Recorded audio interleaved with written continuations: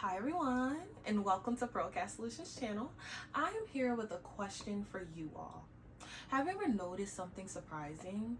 Like if someone says, I have diabetes, people just nod their head, like, okay. If someone says they have high blood pressure, people get it. Even if someone says they take medication for cholesterol, no one questions it. But the moment that someone says they take medication for depression, or I'm in therapy, or I'm struggling with anxiety, suddenly the room gets quiet, reactions change, and judgment appears. And so the question is why? Why is it so normal to treat physical health, but mental health is treated like a secret? I mean, are we still doing that double standard thing in 2026? Because I honestly thought we were past that. And the truth is if the body needs more insulin, you're gonna give it insulin. If you have high blood pressure, you take medication to lower the blood pressure. But no one is saying try harder in those instances. No one is saying just be strong. No one is saying, oh, the feeling will pass. No. But when it comes to mental health, you hear so many ridiculous things like stay positive, or it's not that bad, or just toughen up. And that's not what people need, right? Because the truth is, depression is not a personality flaw. Anxiety is not a weakness. Trauma is not something to be ashamed of. Schizophrenia is not a death sentence. And needing support is not weakness. Mental health conditions are real conditions, and sometimes they require real treatments. So why is there such a taboo around mental health today? Well, I have a few reasons why, and I'll get into them. In some communities, it's just a cultural norm. Mental health struggles were not openly discussed. There's a belief that family problems should stay within the family. If you ever heard the infamous what happens in this house stays in this house, well, it trickles down to mental health as well. And it's so deep that some people could literally observe a family member in mental distress and just write it off like, that's just Uncle Lou, he crazy, or don't pay out Mo no mind, that's just her personality, right? But in some cultures, emotions were seen as something that should be hidden, unless it was happy, but you know, strength meant enduring everything silently. So no one, instead of saying I'm struggling, people just learn to say nothing. Another reason could be survival mentality. Silence about mental health in some communities stemmed from survival, because previous generations were focused on surviving things like war, poverty, migration, racism, instability in general.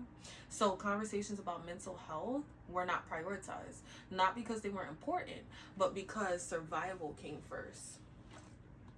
Another reason is fear of labels, or fear of being labeled, fear of being judged, fear of being seen as the crazy one. And those labels really have done a lot of damage. If you haven't already, go check out my video on stigma, because I get a little deeper into this. Because once someone believes that they are being judged, they stop talking. And when people stop talking, they stop seeking help. But in addition to all of these reasons, one of the biggest ones that I found is the medication stigma. There is such a stigma around medications, especially psychotropics. People feel ashamed to say, I take Haldol, Lexapro, Wellbutrin, Latuda, Mirtazapine, or any mental health medication. And let's just think about this for a second, because if you had a heart problem that you took medication for, no one would question it. So why is it different for the brain? Because the brain is an organ too. And just like any other organ in the body, sometimes that organ needs support as well. So what does it mean to seek help? Because I think we should change the narrative on this.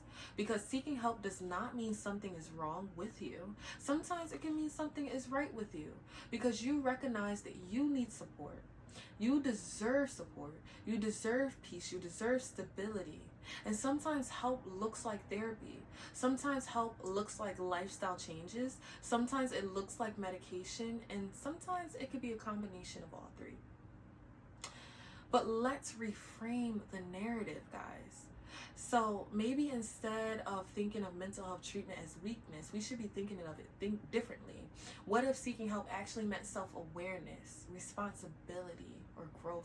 What if saying I go to therapy or I take medication for my mental health is another way of saying I take care of myself.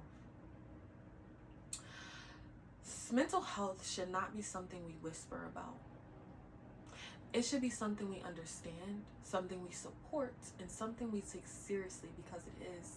Just like physical health, mental health deserves care, it deserves treatment, and it deserves compassion. Because clarity is understanding what you need, and stability is the courage to go get it. And so, like always, guys, thank you for hearing me out on this. Let me know your thoughts, comments, and concerns in the comments section. And also tell me something. Tell me, what did the conversation about mental health sound like as you were growing up? And do you believe some of those things still to this day? Let me know. Let me know. And until next time, guys, bye.